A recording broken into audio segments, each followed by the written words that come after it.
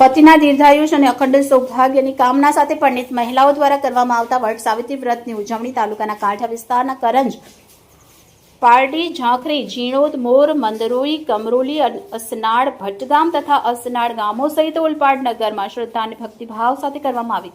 ઓલપાડ પંથકમાં ઠેર ઠેર આવેલ ઘટાદાર વડના વૃક્ષની આસપાસ ગૃહિણીઓની લાંબી લાઈનો જોવા મળી હતી. ગૃહિણીઓએ વડની પ્રદક્ષિણા કરી વડને કાચો દોરો બાંધ્યો હતો. ત્યારબાદ ઉપસ્થિત બ્રાહ્મણ દ્વારા મંત્રોચ્ચાર સાથે ભક્તિભાવપૂર્વક પૂજા અર્ચના કરી હતી.